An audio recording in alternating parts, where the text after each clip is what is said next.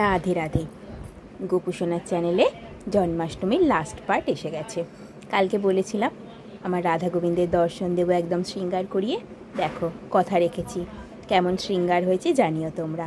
আর এই হলো আমার সুন্দর ছোট্ট গোপুসোনা নতুন, ওর নাম হচ্ছে রাধিকা মোহন। ওর জামাটাও কত সুন্দর না, একটা ময়ূর বসে আছে। জামাটা দেখেই মনে হয়েছিল ওকে যদি না এটা পরাতে পারি বোধহয় জামাটা তৈরিই বৃথা হয়ে যাবে, তাই জন্য এটা ওর জন্য এনেছিলাম। সকালে সুন্দর করে ফল মিষ্টি দিয়ে আরতি করে পুজো সেরে নিয়েছিলাম, অভিষেক করিয়ে শৃঙ্গার করিয়ে। সেগুলো তো তোমরা আগেই নিশ্চয়ই ভিডিওয় দেখেছো, আর যদি না দেখে থাকো চ্যানেলে গিয়ে দেখে নিও। তারপরে ছিল আমার গোপুসোনা শৃঙ্গারের পালা।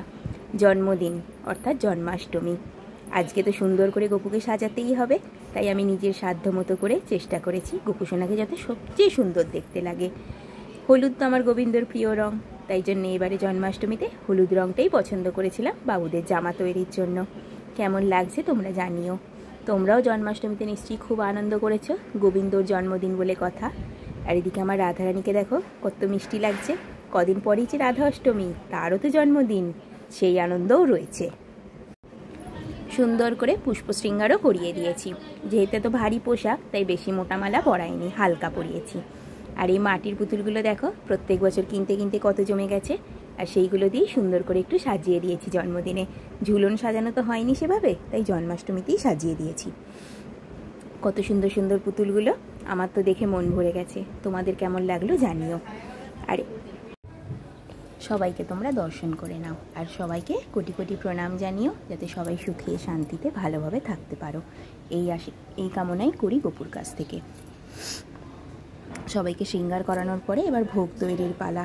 আমাদের বাড়িতে যেহেতু নারকেল নাড়ু, তালের ফুলুরি, তালের লুচি, তরকারি, পায়েস সমস্ত কিছুই ঘরে করা হয়, তাই সেই সব প্রস্তুতি চলছিল। গোপুর দিদুন এখানে তালের বড়া ভাজতেও শুরু করে দিয়েছে। লুচি তো ভাজা হয়েই গেছে, একদিকে চলছে তরকারি, আর এরপরে হবে নাড়ু আর পায়েস।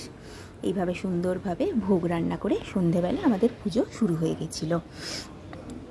সমস্ত প্রসাদ ভোগ সব সাজিয়ে নিয়েছি। 5 রকম ফল, 8 কড়াই, একটা সুন্দর বার্থডে কেকও আনা হয়েছিল। সমস্ত ভোগ সাজিয়ে এবার আরতির পালা।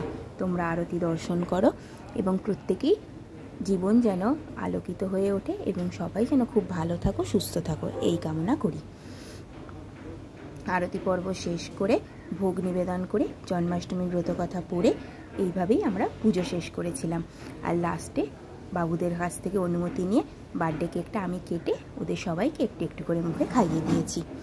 এইসব শেষ হওয়ার পরে যা আমরা ভোগ নিবেদন করেছিলাম সেইগুলোই সবাই মিলে প্রসাদ পেয়েছি। এই ছিল আমাদের কালকে জন্মাষ্টমীর সমস্ত অনুষ্ঠান। আরও একবার দর্শন করে নাও সমস্ত সোনাদের এবং সবাইকে প্রণাম জানিও, এবং তোমরা সবাই ভালো থেকো, এই কামনাই করি। এইভাবেই জন্মাষ্টমীর দিনটা খুব আনন্দের সঙ্গে আমরা পালন করেছি। দেখা হবে খুব শিগগিরই। রাধে রাধে।